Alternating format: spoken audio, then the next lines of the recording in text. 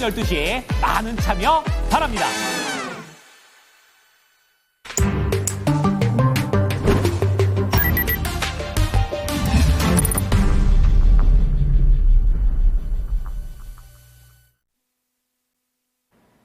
네, 연준 와처 시간입니다. 오늘 이코노미 21 양형빈 기자 모시고 이야기를 나눠보겠습니다. 네, 기자님 안녕하십니까? 네, 안녕하세요. 네. 자, 연휴 동안 좀 참 많은 일이 있었는데 연준 와처 시간 오늘 상세한 이야기 또 풀어보겠습니다. 어제 4분기 GDP 발표가 있었습니다. 자, 그런데 이 GDP 발표가 있기 직전, 그러니까 이 전날이었죠. 미국 애틀랜타 연준의 성장률 예측 모델입니다. 이 GDP 나우가 참 충격적인 예상을 했습니다. GDP 예상치를 종전에 3.2%에서 하루 만에 2.3%로, 그러니까 0.9%포인트 낮게 발표를 했거든요. 자, 그러면 일단은 오늘 이 GDP 나우의 예상치 추이에 대한 이야기부터 먼저 살펴주시죠. 네, 화면에 보시는 파란색이 GDP 나오고요. 이게 예. 애틀랜타 연준에서 발표하는 거고요. 그다음에 뉴욕 연준도 하고 있고요.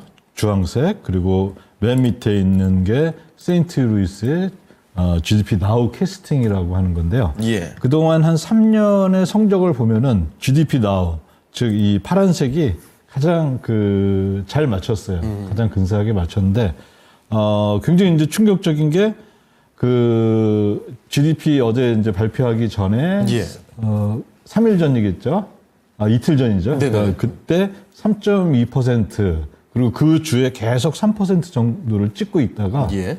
갑자기 그 직전에 그저께 어제죠, 그러니까 그 GDP 바로 전날에 그렇죠. 그게 0.9%나 하락을 했어요. 이건 정말 급격한 변화라고 봐야겠죠. 네, 이 정도 예측을 한다는 거는 이게 좀 뭐 모델 자체에 문제가 있거나 네. 아니면은 뭔가 데이터에 큰 변화가 있었다 이렇게밖에 볼 수가 없던 것이었죠.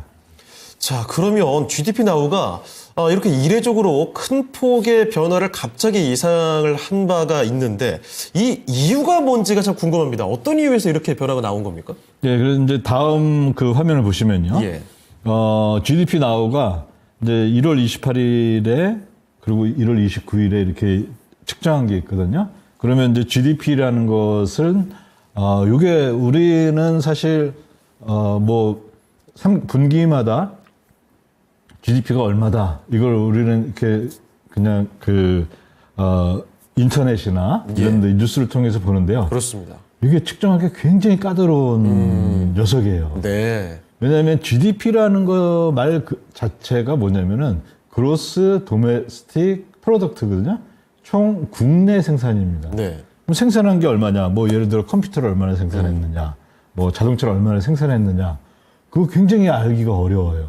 근데 그것만 있는 게 아니라 뭐도 있냐면은 식당에서 서비스하는 거 그것도 예. 다 GDP에 들어가거든요. 그럼 부가가치들을 다 총합하는 게 어떤 기준으로 해야 되는지 참 계산하기 까다롭죠. 네. 그래서 이제 원래 GDP라는 것은 순수하게 만들어낸 부가가치만 이제 가지고 보는 건데 예. 그렇게 하려니까 너무 어려워서 그러면 좀 편하게 할 수 있는 방법이 뭐냐? 그러면 지출을 한번 보자 이렇게 하거든요. 이제 예. 부가가치를 갖고 사는 방법도 있는데 네. 지출을 어떻게 했느냐? 전체 쓴 것. 네. 그러면 지출하는 게 소비 지출이 있겠죠. 그 다음에 회사들이 투자 지출이 있을 거고요. 그 다음에 또 정부의 재정 지출이 있을 거고요.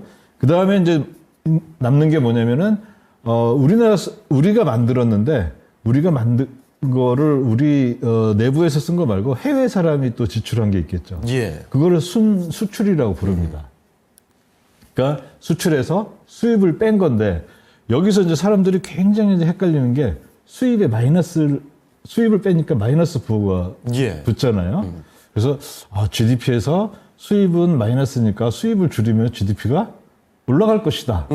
이게 실제 저명한 경제학자들도 이런 얘기를 하는 사람들이 있어요. 예. 그러니까 이제 트럼프의 일기 때 그 굉장히 중요한 위치에 있었던 경제 고문을 했던 피터 나바로라는 교수도 그렇게 얘기를 하고 있는데 잘못된 거란 말씀이시죠? 네, 그거는 뭐냐면은 전부 다 더해서 수입을 빼는 이유는 뭐냐면은 우리가 소비를 했을 때 우리 아이폰도 쓰잖아요. 예. 근데 그 아이폰은 우리나라에서 만든 게 아니잖아요. 그렇죠. 수입을 했잖아요. 그러면 소비를 했을 때 수입품이 들어가요. 그 다음에 투자를 한 것도 예를 들어 삼성전자가 뭐 반도체에 투자를 한다. 근데 그게 우리나라에서 못 만들고 뭐 저기 네덜란드 회사에서 만드는 거다. 그럼 예. 그 수입해야 되잖아요. 그렇죠. 투자에도 그 수입이 들어갑니다. 그다음에 정부 지출에도 수입이 들어가요. 네. 그 얘기 뭐냐면 소비, 투자, 정부 지출을 다 더하면은 거기에 뭐가 들어갔냐면은 수입이 이미 이제 들어가 있는 거예요. 그러면 그 중복 계산하는 걸 빼줘야 되죠. 네. 그래서 수입을 빼는 겁니다. 아, 그러니까 이제 수입이 마이너스가 붙었다고 쟤는 손해야 이렇게 하는 게 아니라 수입을 빼는 이유는 이미 소비나 투자, 정부 지출 이런 데 이게 들어갔기 때문에 그걸 빼는 건데요. 어쨌든 이제 GDP 나우에서 이제 분석한 걸 보면은 예. 다 소비하고 정부 지출은 거의 변화가 없었어요. 근데 이제 투자가 0.19니까 마이너스 0.2% 포인트 정도 줄었는데 더 크게 줄어들었던 것은 뭐냐면 순수출에서 줄어들었습니다. 그러니까 이거는 수입이 뭐 많아졌거나 수출이 줄어들었거나 그 둘 중에 하나인데요. 예. 요게 제가 지금까지 했던 방금 전에 했던 얘기에서 이제 GDP라는 개념은 뭐냐면은 동일한 기간 내에 모든 것들이 이루어진다 가정을 한 거예요.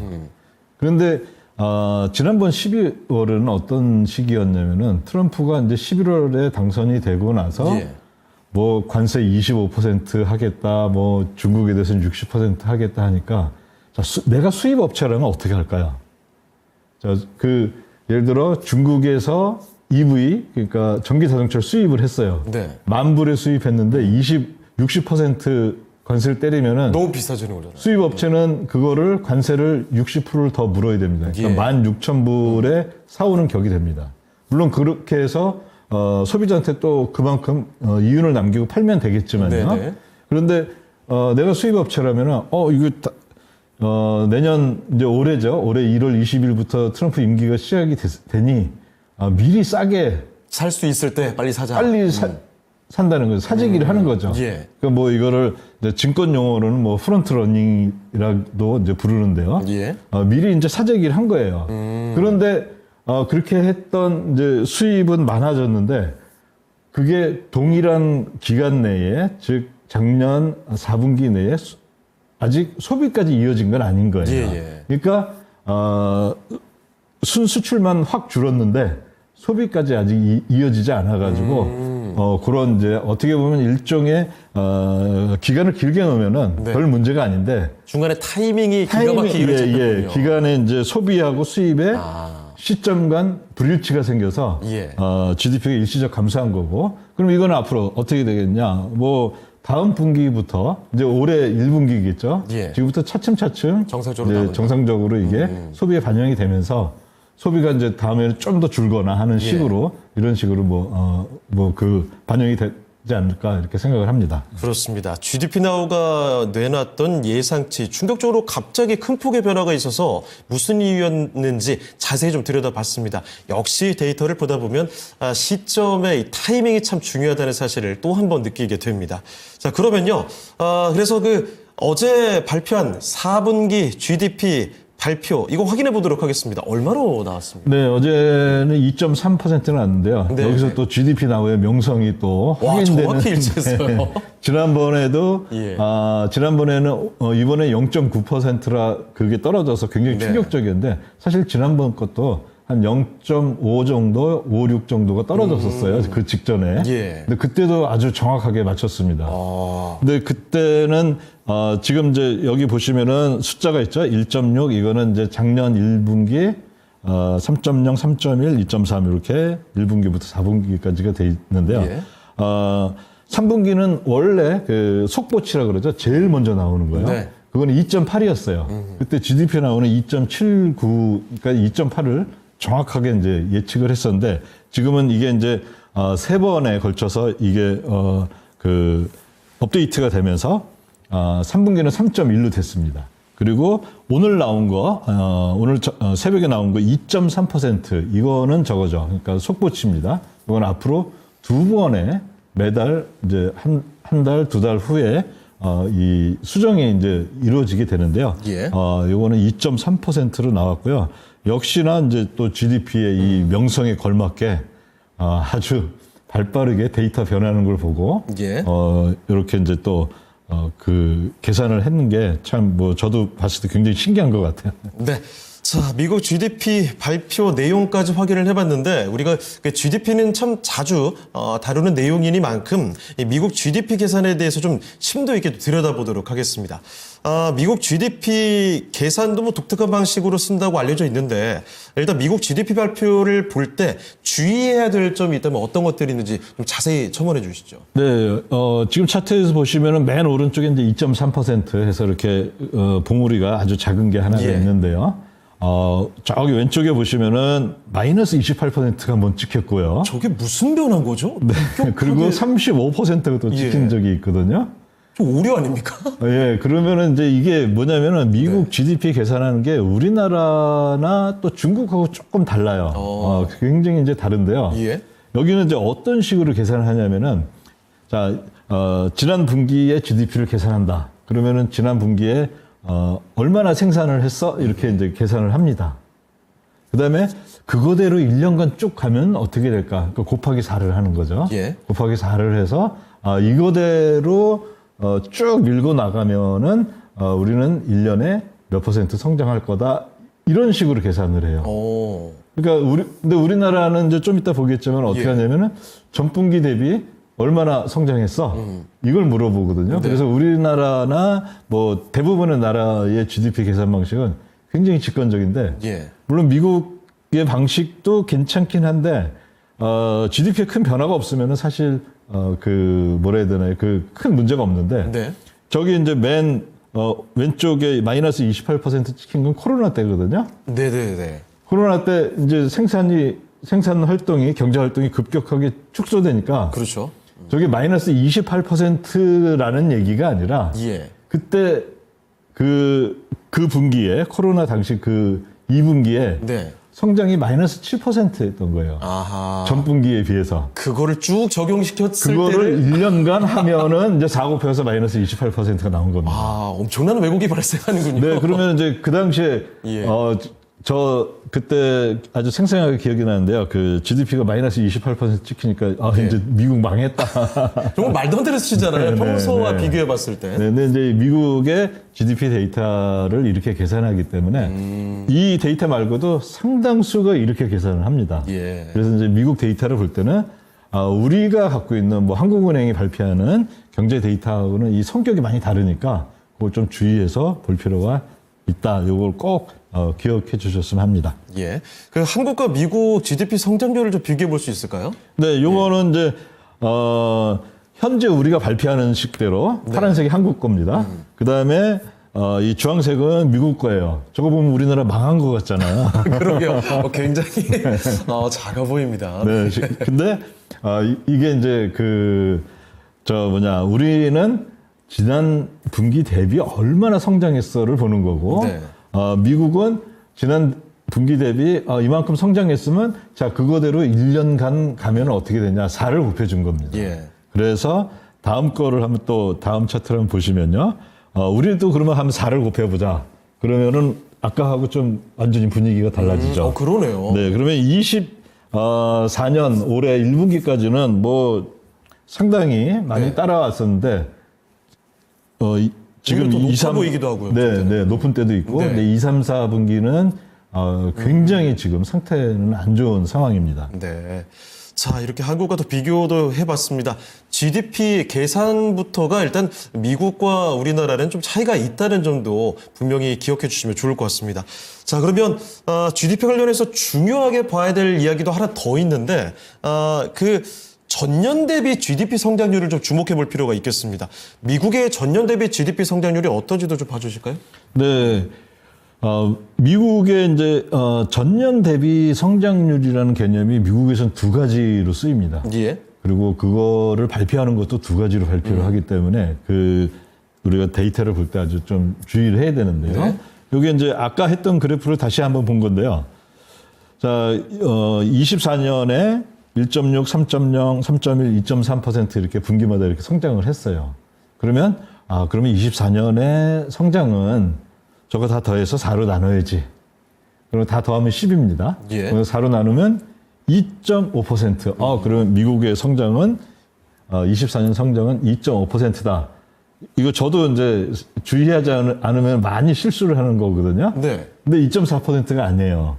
실제 어제 이제 BEA에서 그러니까 예. 이거를 GDP를 발표하는 미국 기관에서 그 발표한 걸 보면은 전년 대비는 2.8%를 발표를 했어요. 왜 그런 차이가 나는 거죠?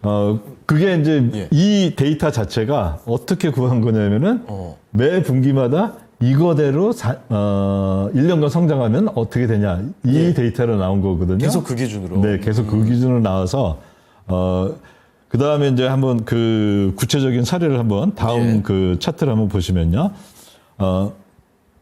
저게 이제 연율화된 GDP라고 해서 이렇게 쭉 수치가 나오잖아요. 네. 그게 뭐냐면은 예를 들어 23년 1분기 때는 22.4조 달러 이렇게 그게 나왔는데 그건 뭐냐면은 요걸 4로 나눈 거 대략 한 5.5조 달러 정도 1분기에 그 정도 성장한 거예요. 네. 실제 이제 GDP가 나온 건데 거기다 4를 곱한 겁니다. 네. 그래서 야 이거 이대로 가면은 GDP가 어떻게 올라가겠다? 이렇게 가겠다 한 겁니다.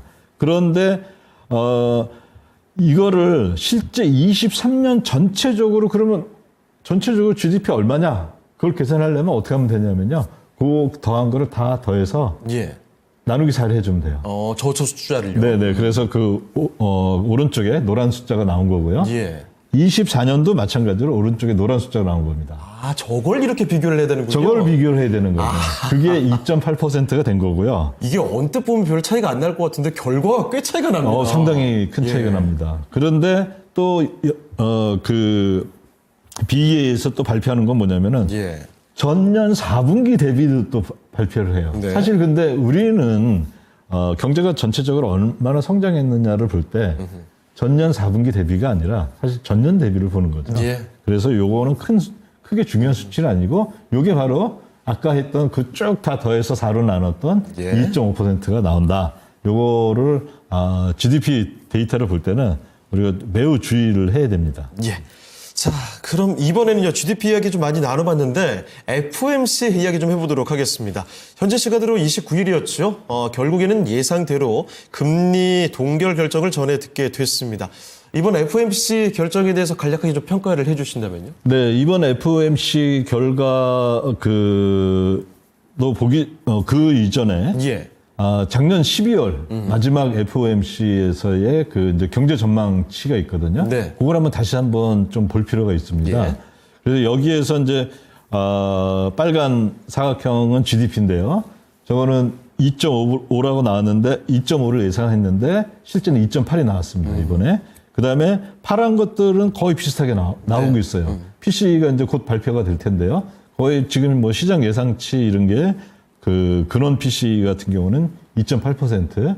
이 정도로 그다음에 실업률은 다음 주 기다려야 되겠죠. 그때 이제 4.2, 지금은 이제 4.1인데 대략 4.21 이 정도 근처일 것 같아요. 그래서 이 파란색 쪽은 연준이 예측을 잘 했습니다. 그리고 빨간 거는 연준의 예측보다 더 낮으니까 연준으로서는 기분이 좋은 거죠. 네. 그런데 그런 과정 하에서 보면은 지금 현재 기준금리 여기 4.4라고 되어 있는데 이거는 이제 4.25에서 4.5 사이라는 거거든요. 적당한 값인 것 같아요. 그런데 이제 어제 FOMC에서의 이제 그 얘기들을 쭉 보면은 예. 여러 가지 이제 그게 매파적이다 이런 얘기들이 있었는데 매파적인 것 같기도 하고 네. 제가 봤을 때는 예를 들어 이제 인플레이션에 관한 언급이 빠졌다든지 네. 이렇게 하는데 저는 이제 이거를 무협지에 비유하고 싶어요. 어떻게 하죠? 트럼프하고 파월하고 예. 지금 이제 일합을 겨루었다. 이제 일하는. 예, 이제 일합을 겨루었는데 파월이 살짝 피했다. 간만 봤군요. 네, 이제 트럼프의 그 아주 큰 이제 그 청령 언어도 같은 거를 살짝 피한 이런 상황인 거고, 그 다음에 거기서 이제 파월이 그랬죠. 인플레이션에 관해서 예측하기 매우 어렵다. 네. 그러면서 무슨 얘기를 했냐면은 관세 얘기를 꺼냈어요. 예. 이 관세가 매우 불확실성이 많기 때문에 예. 이거 어떻게 될지 모른다. 다시 이제 트럼프한테 공을 돌렸죠. 이제 다시 네가 공격해봐. 근데 바로 내일부터입니다. 네. 2월 1일부터 멕시코, 카나다에 25%를 부과하기로 했는데 예. 이거 구체적으로 어떻게 나오는지 여기 아마 굉장히 중요한 또 이슈가 될 것 같습니다. 네. 자, 마지막 이야기 하나만 좀 더 들어보도록 하겠습니다. 유동성 좀 짚어보겠습니다. 미국 재무부의 그 TGA 잔고와 함께 단기 자금 시장 어떤지 시간 관계상 간략하게 좀 설명을 해 주실까요? 네, TG 잔고는 원래 3월 말 기준으로 850억 빌리언을 채우기로 했는데 지금 많이 올라왔습니다. 810 빌리언 정도고요. 요게 이제 중요해진 거는 다음 주 2월 5일에 이제 신임 재무부 장관이죠. 네. 베센트가 처음으로 TGA를 발표하는 날입니다. 그리고 굉장히 이게 아마 중요한 이슈가 될 것 같아요. 예. 그래서 요거 아주 다음 주에 또 자세히 다뤄야 될 것 같습니다. 네, 알겠습니다. 자, 그럼 지금까지 이코노미 21 양현빈 기자와 함께했습니다. 여기서 인사드리도록 하죠. 네, 기자님 오늘 말씀 고맙습니다. 네, 감사합니다. 자, 오늘 시작해 주시면 여기까지 하도록 하겠습니다. 지금까지 다양한 투자 판단에 대한 도움 말씀드렸습니다. 하지만 특정 종목의 상승과 하락을 보장하지 않는다는 점 꼭 기억을 해 주시길 바랍니다. 자, 주말 동안 잘 쉬시고요. 저희는 다음 주 월요일 이 시간에 다시 뵙겠습니다. 고맙습니다.